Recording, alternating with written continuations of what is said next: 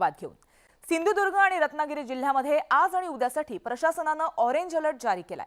काही ठिकाणी तुरळक पावसासह मुसळधार पावसाचा इशारा हवामान खात्याने वर्तवलाय, तर कोकण किनारपट्टीवरती अतिमुसळधार पावसाची शक्यता आहे। ज्या भागातील महत्त्वाच्या नद्या इशारा पातळीवरून वाहत असतील त्या भागातील रहिवाशांना सतर्क राहण्याचा जो इशारा आहे तो प्रशासनाने दिलाय।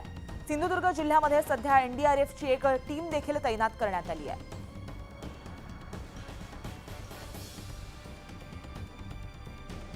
तर याबाबत आपण अपडेट जाणून घेऊ आमचे प्रतिनिधी विशाल रेवडेकर यांच्याकडून।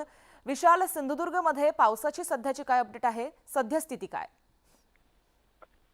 जर आज संपूर्ण कोकणामध्ये पाहिलं तर रात्रीपासूनच तुरळक जे प्रमाणात पावसाचं प्रमाण जे आहे ते चालू आहे। रत्नागिरी असेल, सिंधुदुर्ग असेल, या दोन्ही जिल्ह्यांसाठी ऑरेंज अलर्ट प्रशासनाने जारी केलेला आहे। आज आणि उद्यासाठी हा ऑरेंज अलर्ट असणार आहे, त्यामुळे प्रशासनाने मुसळधार पावसाचा इशारा देखील या दरम्यान वर्तविलेला आहे। त्यामुळे गरज असेल तरच बाहेर पडा असं देखील प्रशासनाने सूचित केलेलं आहे। त्याचप्रमाणे कोकण किनारपट्टीला अतिमुसळधार पाऊस पडेल अशा पद्धतीचा इशारा दिलेला आहे। नद्या नाल्यांच्या पातळीत काही ठिकाणी ज्याप्रमाणे इशारा पातळी ओलांडून ज्या नद्या वाहत असतील त्या नद्यांच्या ठिकाणी प्रशासनाने सतर्क राहण्याचे नागरिकांना आवाहन केलेलं आहे। त्याचप्रमाणे एनडीआरएफची टीम जी आहे ती सध्या सिंधुदुर्ग जिल्ह्यात एक टीम जी आहे ती कार्यरत आहे।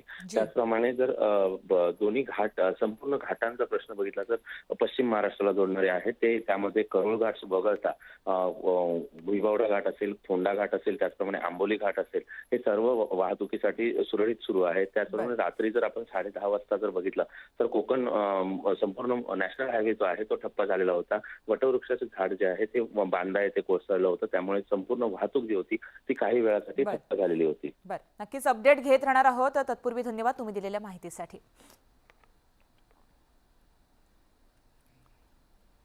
तर आपण पुढे गडचिरोलीमध्ये जातोय। गडचिरोली जिल्ह्यातल्या सिरोंचा इथं रात्री ढगफुटी सदृश्य पाऊस बरसला।